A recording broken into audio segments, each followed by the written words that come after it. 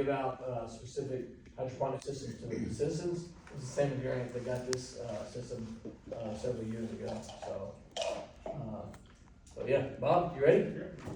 Thanks for being here. Thank you, sir.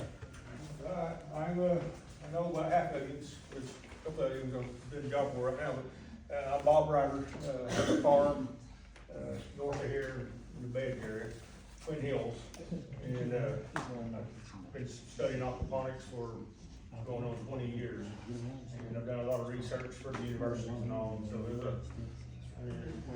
lot of learning, lots of ups and downs, a lot of failures, a lot of success. So I'm just here tonight though to go over the basics of it.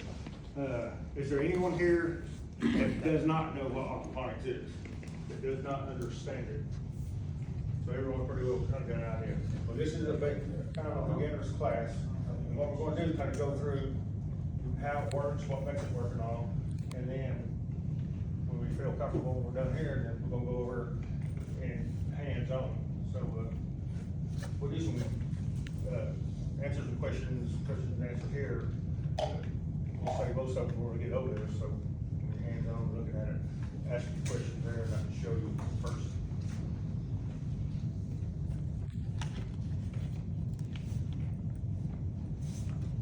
What is aquaponics?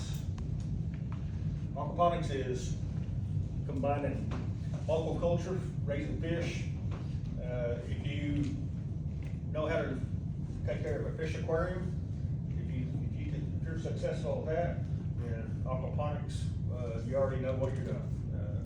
It's just a bigger scale is all it is. So it's where we're using aquaculture with no soil. We use a media and we grow plants in it. So it's aquaculture and growing. The hydroponics, the difference between it and aquaponics is hydroponics, we're using chemical fertilizer. Aquaponics, we're using fish for fertilizer. So that's kind of the difference in it. But it's combining fish with plants and growing. What we're doing, we're mimicking Mother Nature. We're producing an ecosystem inside of a greenhouse or a room, barn, like you'll see over here. We're creating our own ecosystem. So we keep it in a closed loop. So when we get this thing going, we're not bringing nothing from outside in. And that's what we've preached all these years. That's not necessarily true. Because you can't go to your garden and pull plants up, bring in, introduce to it. But when we do that, we are possibly introducing some kind of fungus or something into our system. We've got to be careful about things. So the idea of aquaponics is a closed loop system. It's inside of an area that we're creating the perfect environment. Now, we look for a happy medium. This happy medium means we can grow anything. Because some plants like more moisture, some plants don't, some like higher pH, some like lower pH. So what we're looking for is a happy medium here. And this is something that we'll learn in this course right here. That happy medium where we can grow everything in there and all. But anyway, we're creating our own ecosystem and creating Mother Nature. I'm not used to running the computer, so I'm kind of getting stuff here, right? Just change. But how it works, the way it works is fish produce waste, the bacteria converts it to nutrients, plants absorb the nutrients, the clean water returns to the fish. So what you got is you got a tank with your fish in it. Starts out with the fish tank. And what we're after is the urine. We don't want no solids. We're going to filter these solids out. Somehow there's lots of different ways to do it. But we're going to run this water and all with the nutrients in it through a filter and filter the solids out to the side. And that's a whole other class up there, what we can do with that as far as fertilizers go, and things we can do with that. So we're taking the water and the urine and through the system where the bacteria and the microbes and all eat this ammonia. It's the same ammonia as urea. Certain mammals ought to produce that from the liver, is what it does, and so it's pure organic urea that we're using running through this system.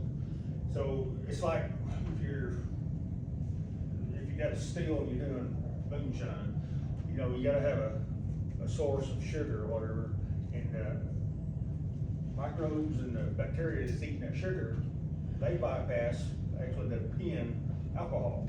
Well, that's what we're doing here. So we're taking the ammonia and we're using a particular bacteria that eats the ammonia, fish urine, and it passes nitrates. It goes to the process of nitrites, which I don't spend much time on that. There's really just a little part of the whole system, and once it's gone for good. It just naturally happens, but then it goes from nitrites to nitrates. So actually, this bacteria is passing nitrates. That's the plant food. That's what the plants are after, the nitrates. So it goes to plants, nitrates all go to the plants. The plants soak up the nutrients, the nitrates in there, and if we got it balanced out right, as it fills up, it cleans the water, and as it cleans the water, it will flush back to the fish. So when done properly here, we got the right balance, we got the right amount of fish in here, the right amount of plants, and the right amount of microbes, and all these microbes are constantly growing and maturing and getting to colonies and getting bigger. So aquaponics is kind of like a cast iron pan. You know, the more you use it, the more it seasons, the better it is. Aquaponics the same way. The more you use it, the more you operate it, the more it seasons itself, and then the colonies grow. The things you don't see, the life you don't see is maturing and getting bigger and healthy. And that's what feeds the plants. You know? So it's just a closed loop. So as long as we ain't bringing something in here, adding something from outside, this thing will stay its own ecosystem and just take care of itself, and eventually it pretty much will run itself. Now if you do it properly, it's done right, you can literally drink the water that's going back into the fish. I ain't that good yet, so I don't know. I'm getting pretty clean, but it's, That's a lot of confidence. you gotta be perfect. Or brave. Yeah, or brave. Yeah, there's been a time or two, I probably would've drank that some fish. I know too. All right, the nitrogen cycle. This is the key and the things you're looking for. I kinda got into that already, but the nitrogen cycle is, once that takes place, that's when the nitrates start producing. It takes a few weeks. I mean, I can kick it off in a few days now with some of my water and things like that, but starting from scratch and having nothing to implement into it to get it started, it'll take you about 2 months to get it to cycle. And the nitrogen cycle is when the ammonia enters into the bed, and like I explained, the bugs and everything in there, and the microbes are eating that, turn that into nitrates and all. But it requires a beneficial bacteria, which is the microbes again that I'm talking about. This beneficial bacteria, it's all around us right now. It's natural, it's in the air, and it lives. The bacteria lives on the base of everything. Us and the good bacteria are really all. It's just naturally here, and will grow, will get in there as you feed it. But one way that you can get one way we get Mother Nature produces I just lost my train of thought there. One way we get the beneficial bacteria in here is the lightning strikes. When lightning strikes outside, the pressure and the heat of things does something to the particles in the air. So, you know, if you think about it, after it rains, after a nice spring rain and all, you know how it greens up out there? And it looks real green and all, but you can smell the freshness. That's the bacteria that you're smelling. So after a thunderstorm and all that lightning, it just saturates the air with this bacteria. It's not something, you can go buy the bacteria from places and introduce it, but you don't need to. It's just naturally here. And that's what we, in Aquaponics, we baby this, and we take care of it, nurture it, because once that stuff's getting healthy, the plants is naturally gonna be healthy on their own. And we gotta monitor our water chemistry, which monitoring that, you're monitoring how much fish waste is going into the water, how much ammonia is going in there, and where your bacteria is at. You'll know that by doing your tests. So when we do these tests, it'll tell us where we're at in here, and that will be done weekly. And in time, it'll take time to kind of teach that, but you'll learn by reading these colors here, where your system's at. And when them get off, you'll know there's something wrong, then we'll go to the next step, like, well, what's wrong, what's off here, we'll start looking into that. But right now, just the basics, this is the one test, there's only 3 of these that I recommend you have to do weekly.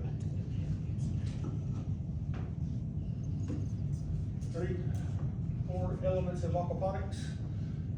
There's a lot of ways to do it out there. You go on YouTube and all that and look it up. There's 1,000 different ways to set these systems up. There's only one way that it works, and they're all have to apply to the same rule. That's get your fish water to your beds, to your plants, and your clean water back to your fish. So it doesn't matter if you got a big, pretty fancy tank over here, or if you just got a tub that you found, horse trough or something. Your beds to grow in, mine's all wooden beds with liners in it that I've used, but you can use it, there again, you can use a horse feeder. Or I've seen horse feeders actually used for beds. So they, lots of ways to do it, but there's only one rule of thumb, that's get that water to the plant, plants back to the fish. It's that simple.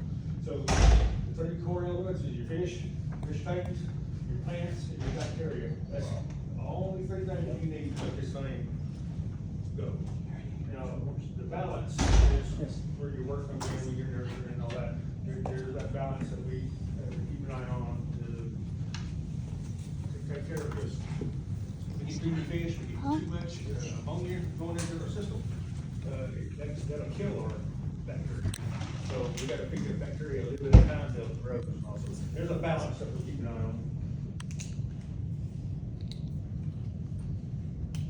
Water quality, that's something that you'll be looking at.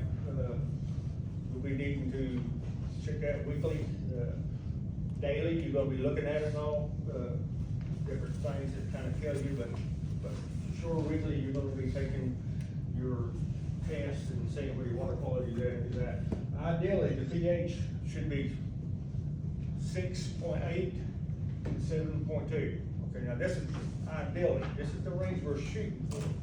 Now, every system is different, but every water source is different.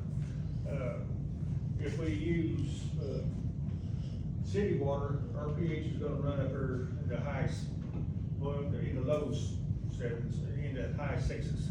If we use well water, our pH is gonna be in the high 7s.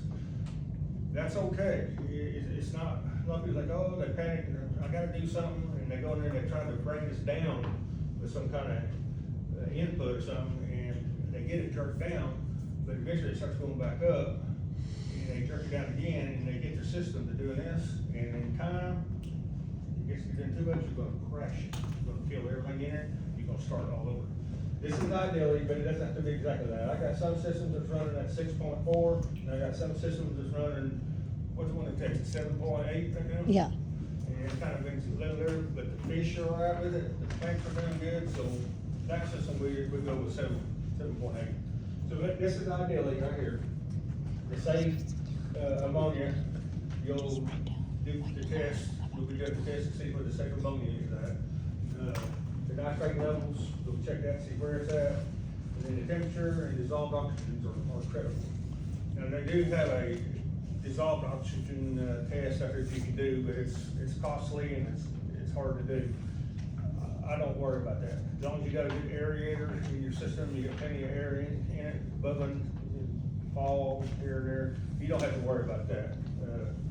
But if you got that situation and things were dying, and we start looking, we got a serious problem, then we'll go deeper into it. That will require a different type of test.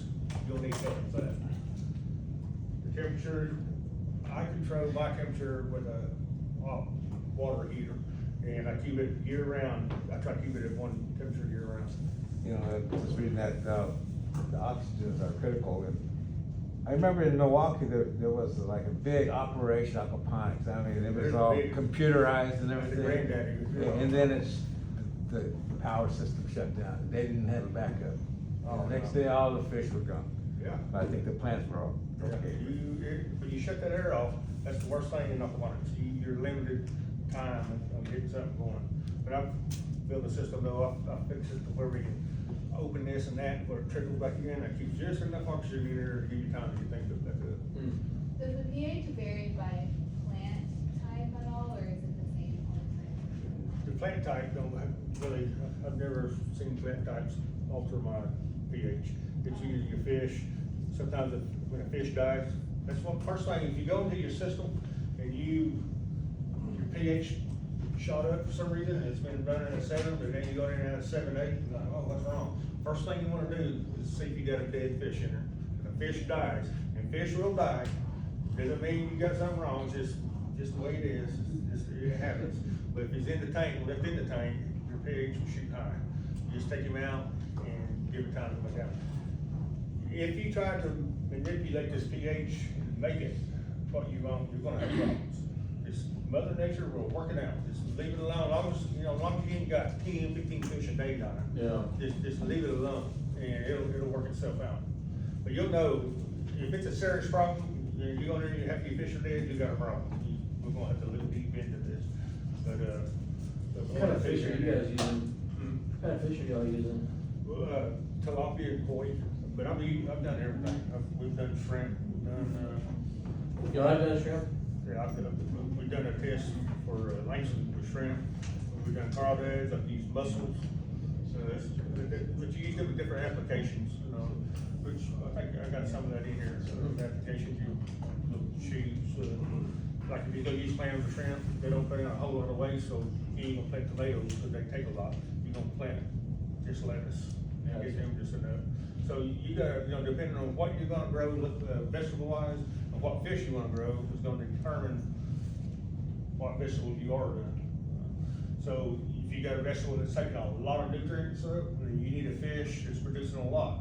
If you just doing lettuce, it don't take much. You can do shrimp, and we done crawdads, clams. What else have we done that's kind of out? Everything. We've done native perch. Use any fish. We've done a lot of the perch that live here in Oklahoma, and Yeah, then catfish, Got a bass. system here in Beggs that, that's what he does. He goes up to the pond, gets his perch put in there. The reason we use tilapia though is they grow fast, and you can heavy condense them. They're very forgiving. You can get nasty water or make a mistake, get behind, and they tolerate it, and they reproduce rapidly. So it's for food, for consumption reasons, we use them. You can use the perch and stuff, but they just don't grow fast. I can take a tilapia and I can grow it from fingerling to butcher size, 2 pounds, which will give you 2 4-ounce fillets. I can do that in about 3 months. I can do it easily in 6 months. If I do it right, by doing that right, it means I'm feeding them heavily, which I'm producing a lot of waste, which means my load on my plants better be heavy. I better have a lot of tomatoes or something that's pulling a lot of nutrients out. But koi, we use koi. Koi and goldfish is actually the best thing for aquaponics. They don't have stomachs, so when they eat, it just goes in and out and continues on. Where we get most of our nutrients at for this stuff is in our feed. Feed that we're feeding them is where most of the nutrients come from. When they pass that, no, it's the elements in the water and the mineral salts in the water. But anyway, we're gonna cover fish again here in a minute. You have to go 2. I'll get back on that topic. One more. I think you're going the wrong way. No, it's not. There you go. Somehow I backed up. I don't know how to do that. You tapped it with your elbow. Touch it. Okay, the system components. This is pretty much the only thing you need to put it together, and how, this, there again, I touched on this a while ago. It doesn't matter how you put it together, okay? Obviously, you gotta have a certain size tank of water for whatever size bed you got. So, most average size beds will take 50 gallon of water. So for 50 gallon of water, I want a 150 gallon tank over here. Cause I'm gonna be pulling 50 gallon out of that thing, that water level's gonna go down. So I'm taking 1/3 of that water away on one bed. If I got 2 beds, now I've got 100 gallons, so I'm gonna want 300 gallon tanks. So that's gonna determine your size and what have you. But the fish tank, you're gonna get your fish tank, your fish in it, and your grow beds. I like grow beds. We'll talk about that later on. I like the median off. There's a way you can manipulate that and use that that makes your growth a lot faster. This is my favorite way. But then the rafts, where they got the floating rafts with the hose in it, that you got the lettuce planted in grows, that works real good for lettuce in the summer and all, but here, you can grow anything in this. And I prefer to grow lettuce in this 10 times over the raft bed. I can get them closer for one reason. I'm planting them right side by side. I can get, like in this one side of the bed here, I can get 150 heads of lettuce in that. If that was a raft bed, I'd only have 80 heads or something there. But anyway, I like media beds. And then you gotta have a pump your water up. So if you set this up right, where you pump your water up into your beds, and then the gravity flows back into your tank, that's the best way to do it. And then you gotta have a biofilter, which this is the biofilter right here, but we put another biofilter, a mechanical filter, in between the fish and the bed to catch the solids. We can run solids in that, but you're gonna have problems, it's gonna soften the beds up. We want the water to flow through this gravel nice and easily and not pull up. If you get a lot of solids in there, it'll be too hot of fertilizer, it'll burn your plants up. So we put a biological filter in between that just to catch the solids. And then your grow media. Grow media is what we grow the plants in a bed like this. We use expanded clay and shell, that's what everyone's familiar with. But you can use crushed glass if you want to, you can use marbles if you want to, you can use bottle caps if you want to. Media is just a substrate that the bacteria is grown on. So these beds right here, with this gravel we got in here, that is a huge bio filter is what that is right there. And so it could be any kind of media. One reason we like this media though, is it's run through a furnace at 2,000 degrees, and it's clay or shell. And what happens is, with 2,000 degrees, it'll puff, kind of like popcorn, or look like a sponge. So if we were using a marble, we took a marble, we just use a solid marble, and to say, for instance, we measured the outside value of that marble, how much face value you had, just say that marble equals 1 square mile. So if we take one of these the size of that marble, because it is expanded, it looks like a sponge, if you look through it, you got all that face value in it. So if you got the same size of this clay here as the marble, now we got 100 square miles. So we got up to 100 times more bacteria in our bed, which means we can add more fish, more ammonia, and more nitrates. Which means we gotta have a lot more plants. And that's another reason why aquaponics is so successful, because we take a small footprint and go big outside. Like right now, I've got a greenhouse that's 480 square feet, and I've got it sitting right beside a 1/4 acre, and I'm growing in it, and I'm doing the numbers on it, is how much I can produce in this 480 square foot footprint versus a 1/4 acre outside. And I can already tell you, I've got a lot of work to do to document on, but I can already tell you, this is gonna way outgrow that 1/4 acre. I mean, it looks like we'd be 2-3 acres in 12 months' time. You know, just sitting outside, we've got 6 months growing, 6 months winter, but in here we got all 4 seasons.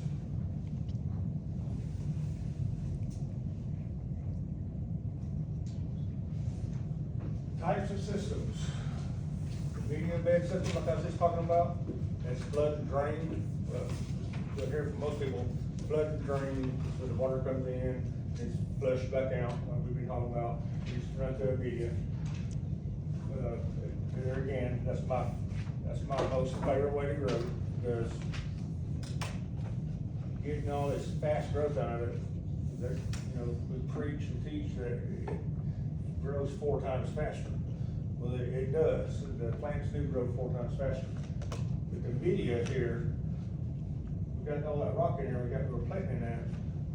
We're flushing 50 gallon of water into that bed, in that gravel. That's putting 350 pounds in that bed, which is putting pressure on those roots. And when we flood it, we've got a mechanism in here. This right here is our bell cycle. We put that in there, and that's what activates the flooding. So it's flooding every 30 minutes, it's filling up and flushing out. Well, when it flushes out, it's not just draining out, it's actually being sucked out with force. So as that's suctioning out of there, you can hear it like, so it's not just gradually emptying, it's emptying quickly. So what we're doing in that process right there, we're altering the barometric pressure at the root zone. So NASA is one place you can go get information where they study this and prove it, but there's a few others out there, and we've done some studies on it and all. You don't have to have high pressure, or you don't have to have low pressure. And it's not that ambient pressure that we're after. We're after pressure at the zone. So by filling it up with 50 gallon of water, putting the weight on it and flushing it out and releasing that pressure real quick, we're altering the barometric pressure. All it's got to do is waver. If you can waver that pressure at the root zone, it will grow 4 times faster. So if it's growing 4 times faster at the root zone, what's it doing up here? It's growing 4 times faster up here. Well, what I've discovered just in this past year, not only is it growing 4 times faster, the plant is maturing 4 times faster. Like with fruit trees, you take a fruit tree, or you do lemon trees and, what's the big herb that we do, Jason? Eucalyptus, we do eucalyptus, but I can put them in there, that's just sticks, the starters, put them in there, in 8 months, I'll have a tree egg big, and my lemon tree within 8 months will already bear lemons. Most fruit trees, they gotta mature for 3 years before they'll start producing fruit. Well, I'll put them in here, and in the first year, I've got fruit. Fig trees, you can grow fig trees like crazy in this, and I mean, it will just flood you with fruit the first year. And the reason is because it's maturing, the plant is maturing 4 times faster also in this system. NFT is like your gutters, your flat track, it's got the hose in it. I don't have a picture of it on here, but that's NFT. So NFT, all we're doing is we're running the nutrient-rich water across the roots. So we got a trough here, got a hole in, a plug, we got a plant in there, and the roots are just hanging down here. The water runs across it you put it on a timer, and every 30 minutes you flood it, let the water run across the roots, and after that, it dries, aerates. That's NFT. It's a nutrient film technique. So what we're doing, we're just flushing the nutrients over the roots. Deep water culture is a bed that's full of water, and before we float the styrofoam on top, we've got the plugs that we plant in. That's deep water culture. So the water goes in one end and right out the other, and just circulates around. That system there, you're gonna do mostly lettuce in and herbs, things like that. You can't do tomatoes, cucumbers, stuff like that. It's not stable enough, the roots, it just doesn't work. So a system like this is basically gonna be for, most of them after just lettuce and, one herb that they're really big about. All herbs work in that pretty well. They're just floating in water. And each has its pros and cons, and I kind of already went over that. The pros on this one over here is the barometric pressure we're manipulating. But the cons is every now and then we gotta clean that grout, and that ain't no fun. So say you have like not too big like a pond that has fish in there, could you do the same system through that without like confining fish in? You can, but here's the problem. You got an outside pond, and I'm not real picky on this. I mean, if it works, do it. Your ponds are so full of heavy metals and all right now. You're introducing that into it, so you're still getting that environment outside into it. But like I tell everybody, if you're going to be that worried about that some stuff, you better just build a bubble to live in and not even do anything. We're not gonna escape it. But you can, but the answer to that is, yeah, if the ponds populated pretty heavily, you'll get enough nutrients out to do it, but you're gonna have to do it seasonal too. Yeah. Do it outside, no greenhouse, whatever. You'll need to do seasonal, but yes, that will work. Question. So I know you said the change in pressure makes the roots grow 4 times faster, and so the plant matures faster. Do you do any kind of like crop steering, like with nutrients to also help them grow and mature faster? Add nutrients to it, to help. Yeah. No. When done properly, the fish will give it all the nutrients it needs. Even beyond nitrogen? Yeah. So the beds you made, you say 2 foot deep? No. The ones you see today are deep. Now, aquaponics is new, we're still learning. In the beginning, we had these deep beds. Why, I don't know. That's what I'm I thought it was a good idea, But but, if your roots grow that fast, well, the roots grow fast, but, they prune themselves. well, you take a tomato plant, and you pull it up down this, you know, tomato roots, outside, you do like this, they're about this big. That's one reason I like this too, because I can tie them up, and they got a little bit of place on them. The roots don't have to grow plumb out to find the nutrients, so you don't really have a large root base. Now, the trees, that are down in here, they got a big root base and all, but, so now, depending on what you're growing, it's not an issue, but there's some things we're gonna still be heavy in. I'm trying to think of some things. I'm peppers and tomatoes. Potatoes will have a main root ball like that, and it'll have some runners out there, but they're not. Have you tried corn? Yeah, I've got corn in it. And will do. It'll do it. Wow. Only reason I don't do corn, because it takes so much to get a crop of corn. Mhm. You gotta punch holes But in it. okra, I do okra, and I've got a okra plant that I've come up with, and it's a dwarf, and it produces a lot of okra, and okra loves this system. I mean, it's great. Back in the early nineties, we were using ebb and flow cables with rock wool, Yeah. and we had mold issues from time to time with the Mold rock issue? wool. Yeah, this medium that you have here is, I guess it's ceramic. If you have any water that sits on top and stays damp, you'll get some mold issues in there. But we don't, that's one thing to watch for, we want a dry top. Okay. We want a dry top and a damp at 1 inch, and then wet at 2 inches, and then flooded at 3 inches, you know. But if you got water that exposes in one area, set very long, it will. But in a lot of ways, you know, keep that from happening, and I've got fans in my system You that have one look more chair. constantly, that keeps that kind of dried up too, and Chair. I don't really have no issue. I have had before, but very, very little.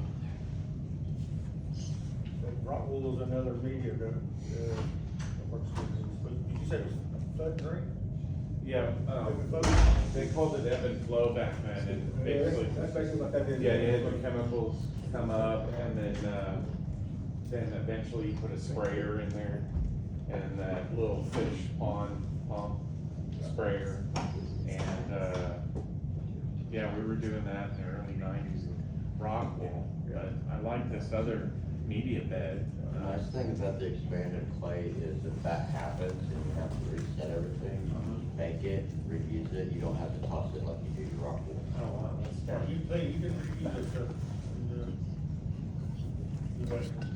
the rock wool floods, you put it in, see, they stay safer, and they were really hard to dry out on top, and I can see that, and I use some of them on my grill counters, I put rock wool in there, Okay. and use it, but there's just temporary in there, so. Let me ask you a question, so like, in terms of the fish, I've read a lot about this and there's some restrictions like with USDA and food safety standpoint, like, in terms of doing anything with fish, what do you guys do with the fish?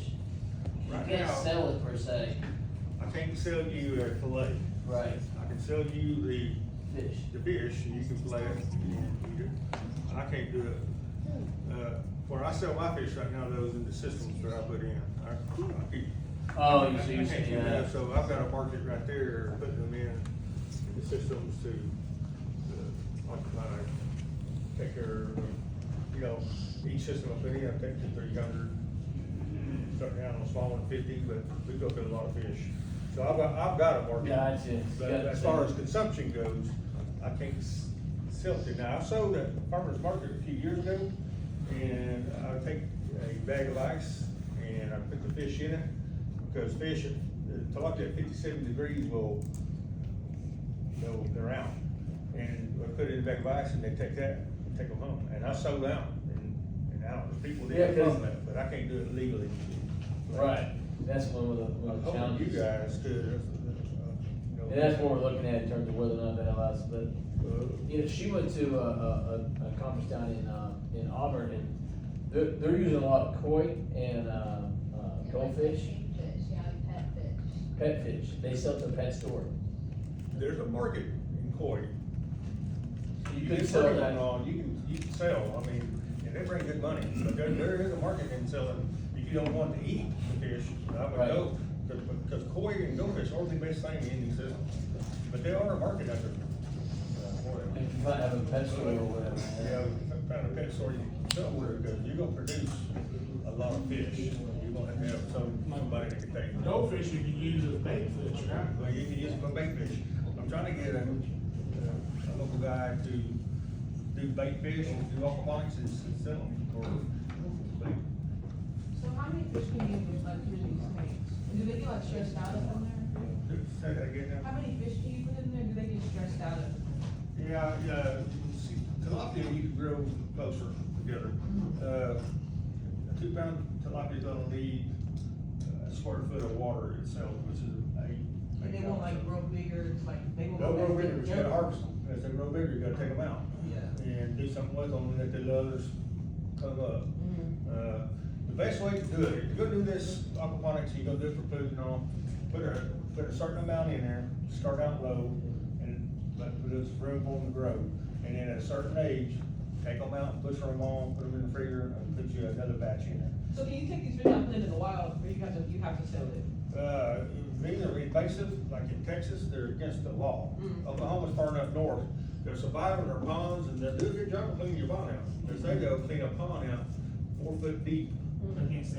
Oh, When really? it gets cold, yeah, they'll clean it, they do a good job, I mean, they clean my pond out, they do a good job. But as soon as it gets cold, and I mean, it don't have to be long at all, just a few days of cool temperatures, that water temperature drops, they die.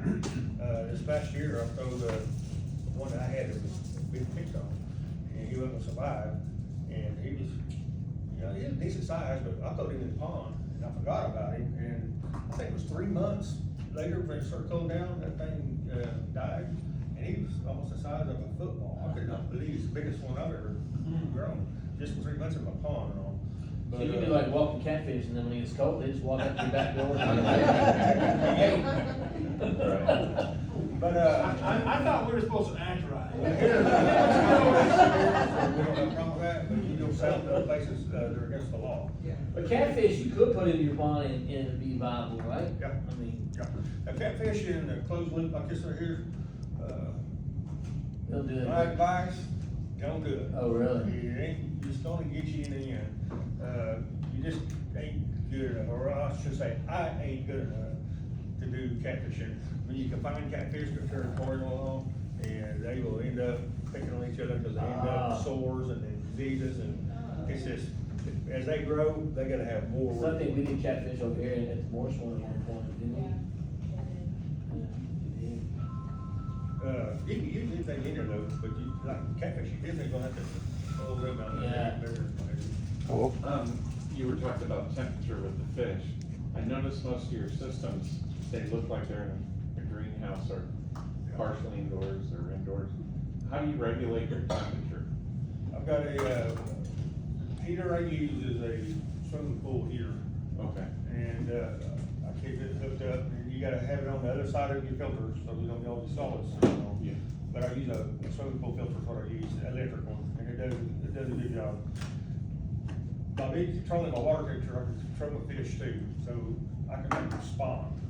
We collect our eggs from our fish mouth, we put them in the incubator, we raise the baby tilapia and all. And I'm heating my water, I can do that, so I like 72-degree water, I try to keep it there. In summertime, you know, it's gonna get higher than that, you have to put a chiller on it, which I don't mess with, I just deal with the warm water. But when I want to, though, I can up that water temperature up to 80, and the fish will go to spawn and spitting out eggs like crazy. And, so definitely recommend a water heater in the system. The day I put a water heater on my system, Aquaponics changed. It is crazy. So there's reasons I can tell you, we'll get into it another time, whatever, why it's good, because, you know, the colonies of bacteria and all grow at 72. Yeah. Plus, these things also, they grow at nighttime, dark. So if you can keep this shaded or this dark, then it would do even better. You keep the sunlight out of it, it'd be even better.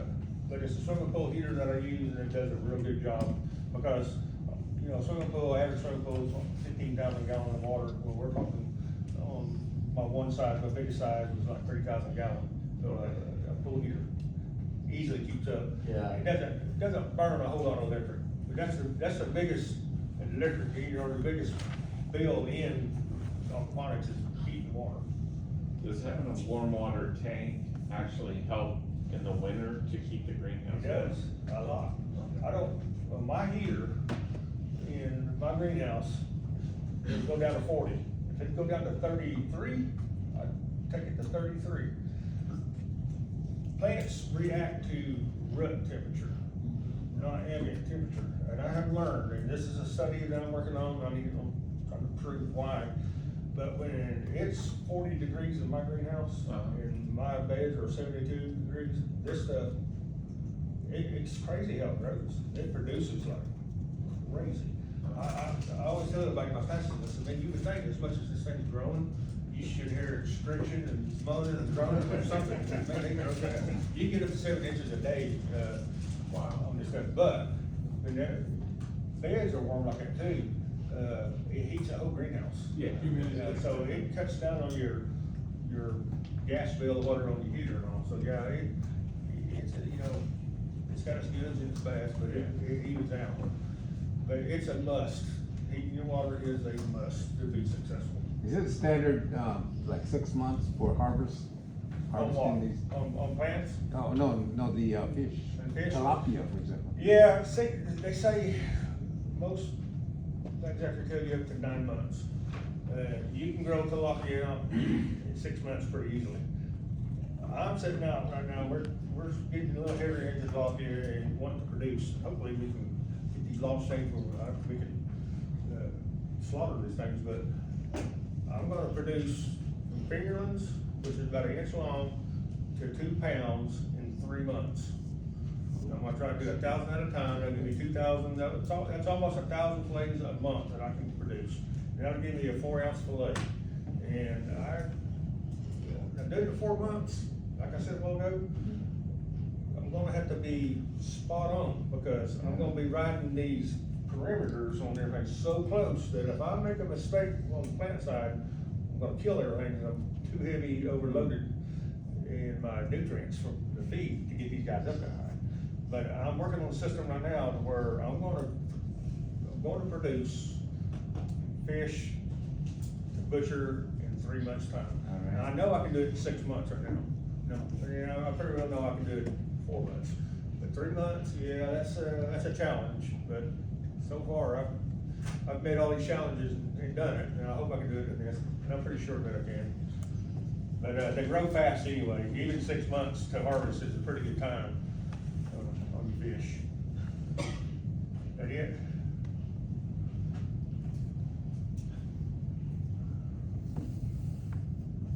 Here we are back to the fish. See, we're getting ahead of ourselves here. I was a segue, man, I'm just, helping you out.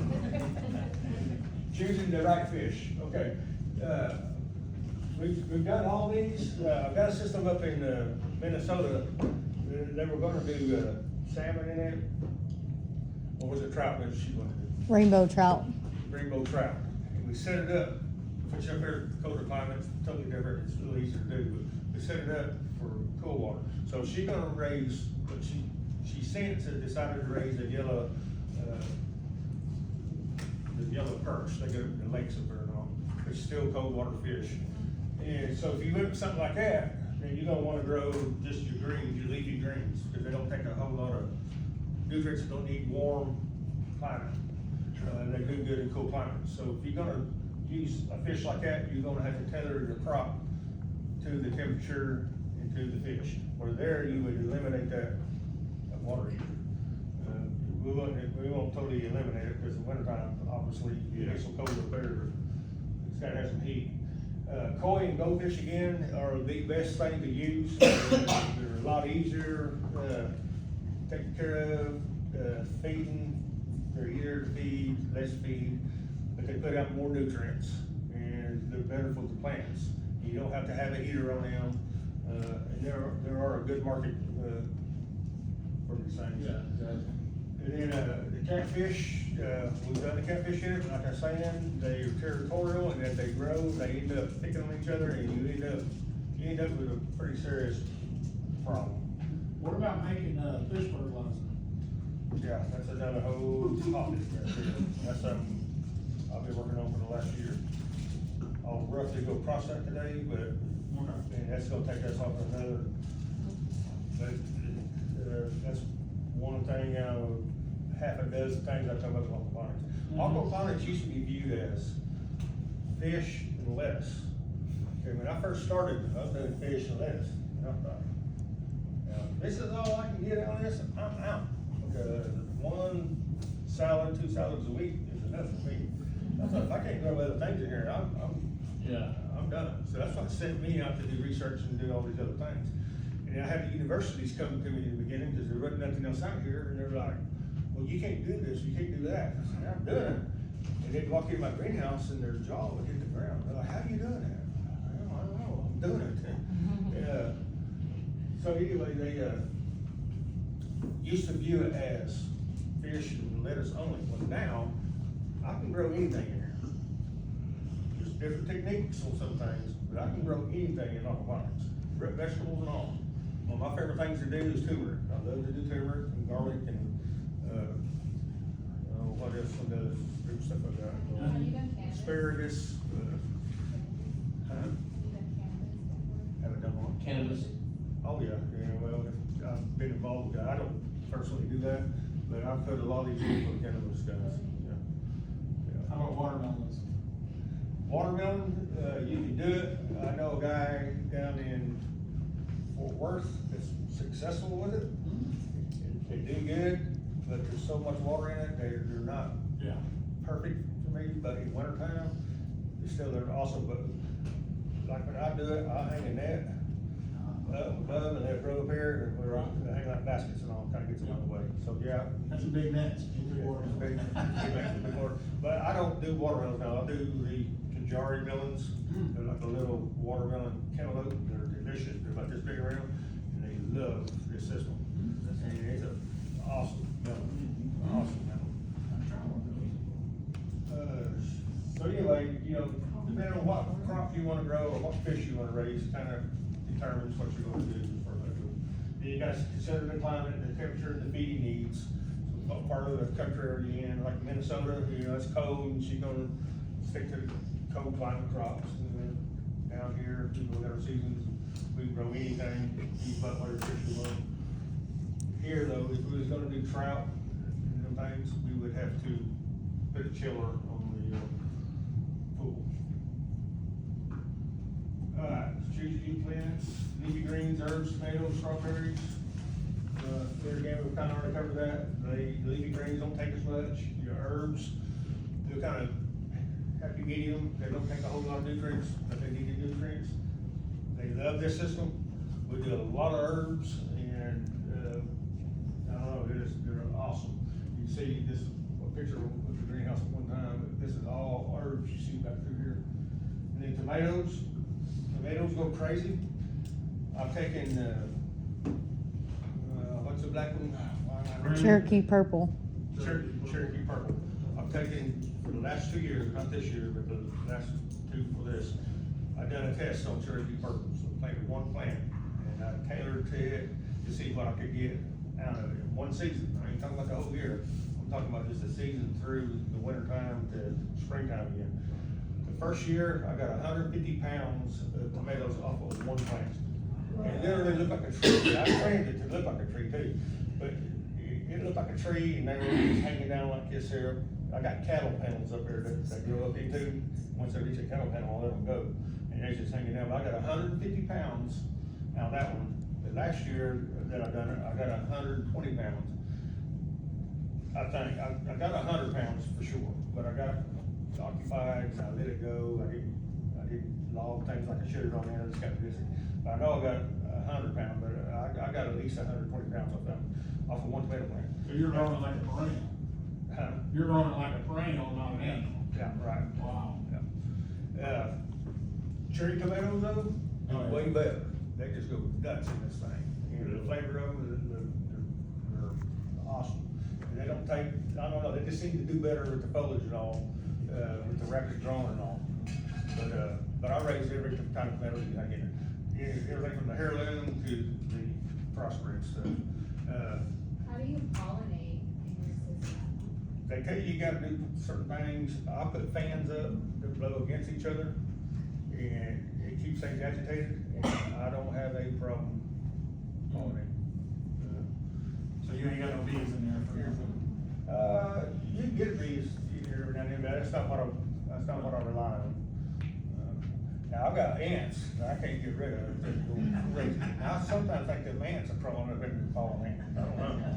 But that's something I gotta figure out, how to get rid of ants in aquaponics. Now, there's ways you can get rid of them, but you gotta be careful because the ants get in your rocks. Like if you use baking soda and they get in your rocks, they're gonna check your pH. So it's really delicate. You know, I don't like putting any kind of poisons or anything in my greenhouse. Back to the system and the environment. So is the ants, are they just more of a nuisance than anything else? The what? Are ants just more of a nuisance than anything Yeah, else? they don't hurt me. They don't hurt anything, No. just a- But they'll take over. Everything you pick up, they'll be, Yeah. they'll get my rock in my beds, so Uh-huh. I'll flood that bed, run them out, and then Yeah. just move to the next bed or move to the corner. Well, we got the pans right now, we got our starters down in. Yeah. You pull one of them starters up underneath there, in the bottom of that. Wait, you know, you get enough of them like that, you know, the ants, you know, they have like, some of them with a formic acid, don't bite or Yeah. get you, don't burn. I had it happen. These, I ain't had no bad like that here, just the little small ones. Small ones? Oh, yeah. I'll tell you, they'll take over, but my whole farm's like that, it's not just in my Yeah. greenhouse, it's outside now too, everything I turn over is got colony in. Oh, yeah, you leave a flat rock laying there 2 days later, man, you lift it up, and there's, Most common problems, fish deaths, like I say, earlier, fish are gonna die, they pick on each other. When you move fish in, if you go buy some, you haul them for 30 minutes, you put them in, stress is gonna get them, you're gonna lose a few like that. But they do, as they grow, they pick on each other, so you're gonna have a few die here and there. But if you go out there, you've got 5 or 6 floating, then something probably got into your system. Another thing, is when you're in there, usually people come in and look at your system, your fish tank, kids like to go in there and play in there, people like to stick their hand in. If you got lotion on your hands or stuff like that, you get in there, that affects things. And smoking too, okay, you get nicotine on your fingers, this right here could very well happen. You talking about buy-in earlier? yeah. They had a whole lot of tomatoes in there one time, had things going good, and they smoked. Smoked. And when they touched it, they got that nicotine into this, they went through the hose, it wiped the whole project out. They had to do tests to find out what it was, but it's such a major thing, that's what it turned out to be. It's weird because nicotine is found in tomatoes naturally, so that's weird. It's not very high, but it's a small amount. Really, I did not know that. Yeah, I didn't know that. Nicotine, Is it in the same chemical form? Well, that's what I was You know, saying, maybe- nicotine, you know, I mean, someone comes in different forms, you know. Yeah, that could be. Huh? Maybe they overdosed. Oh, yeah. Yellow Put now, on nicotine. this is be sunburn right here. UV light affects things, and then the greenhouses we got with the plastic, it magnifies that UV light. A lot of this yellow and all, most of the time it's to do with your iron. Iron is one thing the system will not produce. You have to add that, that's the one and only thing you have to introduce to this system.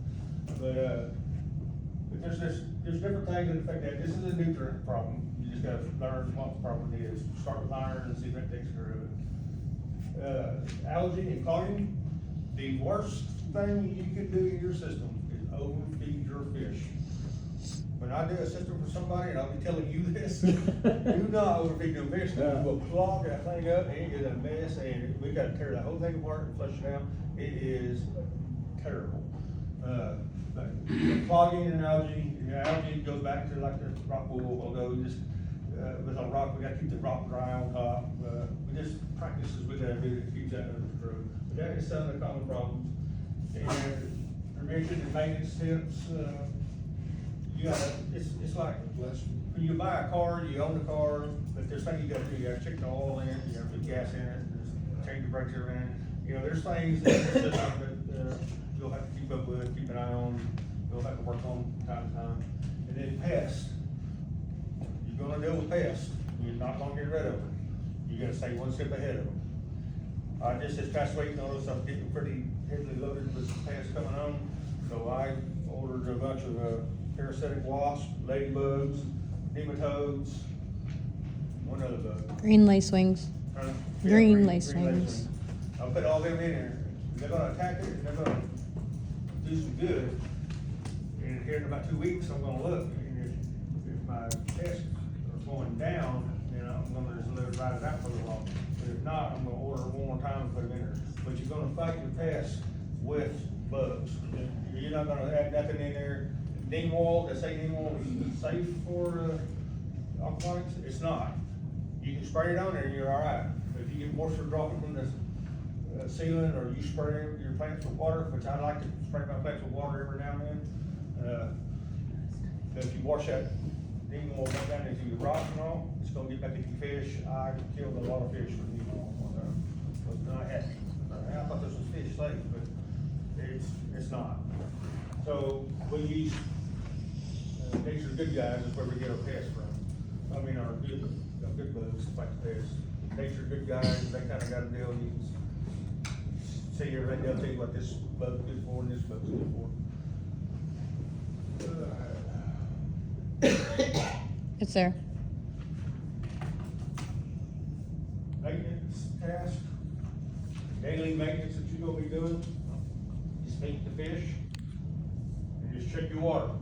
First thing I do when I walk into my greenhouse is I'm looking on the floor. As I walk in that door, I'm looking to see if there's any water that shouldn't be on the floor somewhere. Make sure I don't have a leak or something busted or something running over. You'll accidentally run your beds over every now and then. I do it at least once a week. I done it yesterday. You're just gonna check for issues. Look at your plants. You're just gonna take a quick look. That won't take you 20 minutes a day to do that. So mostly 20 minutes a day is the most you're gonna be spending in the greenhouse. Now, once a week, you're gonna spend more time in it, you're gonna check the water and all these kind of things. Well, here's your weekly water test, which that water test will show you the colors and all, you're gonna do that once a week. And then you're gonna trim your plants, you're gonna clean your beds up, you're gonna tie up tomatoes, whatever, you're gonna spend a little time doing that at least once a week. And then monthly, you're gonna clean things up, you're gonna back wash your filters, solids, you're gonna put into your tank, do whatever you're gonna do. You know, for fertilizer, you're gonna put a solid tank over here, you're gonna put an aerator in that, and aerate them for 3 to 7 days, and it dissolves things, and you can either put that back in your system for the nutrients, or you can take that outside and Put it on soil. Put it on the soil. I done a test on the hay fields. Year before last, and I got just my raw water, like it's down in front of, I got 2 inches a month more growth out of my hay field than what I did with the water. Just curious, on the water, are you using non-chlorinated water? And so you're gonna have to either have a well or You can use dechlorinated, chlorinated right? water. Used to, we couldn't get rid of chloramine. Yeah, You know, chlorine we can deal with. If this is with a pH, we can do that. Chloramine, you had to have a charcoal filter or something to get it out. We couldn't just get it out by letting it sit, but now they've got it where you can. So we can use chlorinated water, but we have to let it sit for 24 hours and treat it. Well water would be the next one. First of all, rainwater is the top, that's why we want rainwater. Rainwater is neutral, has nothing in it, just straight across the board. But then, well, if we don't have that, we'll go to a well. If you got well water, usually it's got a lot of sulfur in it that'll, evaporate out, whatever, and calcium sometimes high, but we can, that's the next best thing to use, we can manipulate that. And then if we can't, we'll go with city water, chlorinated water. And then, the monthly back washing or solid and stuff out, just inspect the whole system, just go over it, look at it, make sure everything's, still in there, working properly. Now, you do that that monthly, that might take a weekend, you might spend a whole Saturday on that, and you're working on it, or whatever, you know, time works for you, whatever you want to. Yeah, my journey in aquaponics, I started 16, 17 years ago. My son was in high school, and he come home one day, and I had these big gardens and all, and I was struggling like everyone else does. The climate wasn't right, dry, too wet. But this particular year, I had the best crop of corn I have ever had. I mean, I had a quarter acre of it, and it was just perfect. And I was like, finally, man, I finally got me a good crop here. 2 weeks before it was ready to harvest, one of them dam burst. The storm come down and wiped it out. I mean, laid it all over. Well, I was hoping that it would later go ahead and come back up, but it didn't. I lost it. I took my hands up. I'm done. I'm sick and tired of this. All this work and time, and here it was almost ready to harvest, and it's gone. And about the same time, he come up to me. He said, "Dad," he said, "this is what I want to do when I get out of school." I said, "What?" He said, "Aquaponics." I said, "What's aquaponics?" And so he started telling me. I said, I didn't believe this in the beginning. I was like, nah, too easy. I don't believe it. He said, "Well, come here." He said, "Let me show you something." He took me to his room, and he had a fish aquarium in his room, and he had a few goldfish in there, and he had a grow bed right beside it, and he had a grow light on it, and he had lettuce growing like crazy. I was like, golly. So anyway, we started looking into it, and another young man that was going to school right here, diesel mechanics, was working for me in evening times, got really involved in it, and they said, "We want to do this." I said, "Oh, okay. First of all, you got to prove it to me." I said, "I'll put the money in for a small greenhouse." And I told my son, I said, "You engineer, you put the system in and get it going." And I told Sean, I said, "You and your wife, she just graduated out of business and all." I said, "Y'all log every nut and boat that goes in it, everything it takes to do this." I said, "You put it up at your house." I said, "In January, I want a strawberry and a tomato." I said, "At that time, I'll tell you if I'm in or not." And they did. They stuck to their end of the deal. And then in January, there was 5 of us went out there to look at it, looked at a photo. We went down there, man, it looked awesome. And the fish were big, and things were growing in this little small greenhouse. And we got a tomato and a strawberry, and we're all sitting there saying, "All right, this, here's a test," and we eat that. After I eat that, I got excited. I thought, wow, this is for real. We can actually do this. So that sent us on a journey of research and development, putting them up. We started out on the front porch, and then went to a little portable building, into a small greenhouse, to a 4,000 square foot greenhouse. That's what got me going. And we done it through trial and error. You're gonna fail at it. You're gonna have a lot of errors here and there, but you're just gonna learn from that. You're gonna learn what not to do, and you just get going again. I'm telling you, it can be done. It's easy, and it is amazing. I'm still in shock at the time, the things I'm finding out. We're just scratching the edge of things on this, the whole picture of aquaponics. So anyway, I've done a lot of, I've done my hands up before, said, "I'm done, I'm gonna quit." I was crying one night, and my mom called, she said, "Son, what's wrong with you? What are you crying?" I said, "Mom, I'm tired." I said, "I think I'm doing what I'm supposed to be doing, but everyone thinks I'm crazy." My family didn't want to get involved with me. They thought I was stupid. Everybody, all but the one son, but he was young at the time. He had an idea, but he still wasn't there to help tear down the greenhouse and put them up at that time. So I just got overloaded, and I said, "I quit." She gave me this story about Noah's Ark and all, how his kids didn't want to help him on this boat and everything. She said, don't you think everyone thought he was crazy?" I said, "Well, we know they thought that. They all perished over it." So anyway, she pumped me back up, kind of got me going again. And the very next phone call was Oral Roberts University. Called me up. An hour ago, I'm balling and crying. I'm done, I'm quitting. And then the next 30 minutes, my mama was telling me the story of Noah's Ark. And then I get the phone call from Oral Roberts, and they said, "We want to come and talk to you." First of all, I said, "Is this Bob Ryder?" I said, "Yes." They introduced themselves. "This is Patty Bill. I'm with Oral Roberts University. We want to come out and talk to you about what you've done." doing? I'm like, what am I doing? Am I in trouble or what? They're like, no, we heard you're doing aquaponics. I said, yeah. I said, you know what that is? She said, yeah, we know what that is. So we go over to Africa and we set systems up like this, you know? And we don't have nothing here in the States to show our students, and they're interested in it.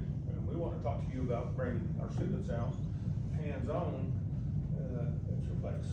I said, well, I'm just learning, you know, I'm not no teacher or nothing, I'm learning myself. I said, well, yeah, come talk to me. So when y'all want to come out? She said, tomorrow. I said, okay. So anyway, they come out that next day in the evening time, and they talked to me about microbes and the things that I didn't know about how Mother Nature was meant to be, and how it all started with the leaf falling in the water, decaying, and this and that, and the microbes. They went way over my head. And in my head, I'm sitting there trying to write all this down, just some key points that I could go research. Back then, there wasn't nothing aquaponics to really research. And so anyway, they said, if we can bring our students out here, and one of the guys there was the main biologist at Oral Roberts, said, we've got all the technology and the facilities to test the water, all the stuff, said, if we can use you, you can use us.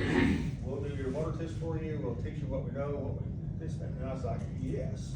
So my background actually came from the Oral Roberts University, from their biologist and the professor that was there, and this other lady that had come out. And they taught me from the ground up how things are supposed to be. Most of these other guys out here in the aquaponics right now, they don't look at that part of it. They're trying to sell you on the system and innovation and all, and they tell you how the plants work, because they leave you to figure that part out. And that's what we do. We're here to help you with that part, so you've got a healthy plant. So that's where I got started. And over the years, I got asked to come and speak, and now we're traveling all over the states, speaking at seminars, homestead shows, we're getting on them and speaking. It's growing. And this year, it's really getting a lot more attention. It's getting a lot more popular. And you can find schools out there now that's kind of got curriculum on it, it's teaching it and stuff. Hopefully the college here would get into it and give a degree on aquaponics. Somebody needs to do that. Step forward now. OSU, I think they're moving that way too. I think they got some things you can do, but I think it needs to be taught as a ag class. So anyway, we're teaching it, we're installing, we're putting the systems in turnkey from ground up. When we walk away, you are got plants growing, whatever, but we're here to help, man. This is a calling for me, and I want to teach everyone how to do this. And this is the future of growing. I've asked some of these guys at OU and OSU and up in Michigan, some of the universities up there got big systems, what they think about aquaponics. Even the second in command at Washington, got to talk to him, ask him what he thought about aquaponics, and they all say it's the future to our food problem. And this was 15 years ago that they told me this, that within 20 years, 80% of our food will be grown this way. And in some sort of system like this. Maybe not exactly aquaponics, but hydroponics, aquaponics, things are changing on. And I'm seeing that, it's coming quickly. I think it's all I've got here. Are we ready to go to, well, real world, urban farm? This is some of the things that we do. We try to get in, like I was just talking about, trying to get it taught and all. But urban farms, schools, I do a lot for schools. We go teach a lot for schools. Schools come out and do tours, or do food deserts. We looked at the food deserts. There's a program we got going in aquaponics. It's called the Oasis Project. It takes 11 of these to cover the state of Oklahoma, and it will target food desert areas and all. But that's another way. Missions. I go to Africa. I don't say quite often, but not often enough. I need to be there right now. But I go to missions or to Africa and do it. And missions at the refugee camp. I've done one at girls' home, and then addition to school for the kids that are, I've done job for them. But empowering the communities to work together, to be self-sustainable and grow our own food, and worldwide. And I say worldwide, I tell you stories about, Jamaica, talking to in Jamaica about, this Oasis project, because shipping food in and all is getting very expensive, and they've got a problem, and they're looking to be self-sustainable. The Bahamas has contacted me, what do you call it, prime minister, president of them, was on a golf course playing with, Steve Harvey and a lawyer, and this lawyer turned out to be a good friend of one of our team. His lawyer, he kinda grew up with him out on the East Coast, but they were talking about the crisis problem on food, and aquaponics was brought up. And the lawyer said, well, I know somebody that's bigger than that. Anyway, we get a phone call from them, and they want to meet with us about doing some stuff there. So anyway, I've been invited many places around the world. That's not just a one thing here, it's everywhere. It's worldwide. And, by the way, I just didn't stay in Muscogee and work. I'm privileged to get to go there, but, I'd rather stay right here for real. Anyway. Don't fly. It's getting to be a big deal. Oklahoma Aquaponics Association, that is us. We are the Today in New York. members of that team that works out there. You got to join that and follow us along, get a lot of information. Attend monthly classes. I put monthly classes on, at least 2 a year for people that have done jobs for to go. They're free, don't cost you nothing to come to, teaching aquaponics. And then, with their full support. You just need an idea of where to go to get something, call me up, and I'll say, this is what you need to do, this is where you can go get it. Help you lay out what you got. You don't have to buy no big fancy system. You can do it off stuff, off the farm. I'll show you that, but we're here for support, no matter what. Okay? That's it.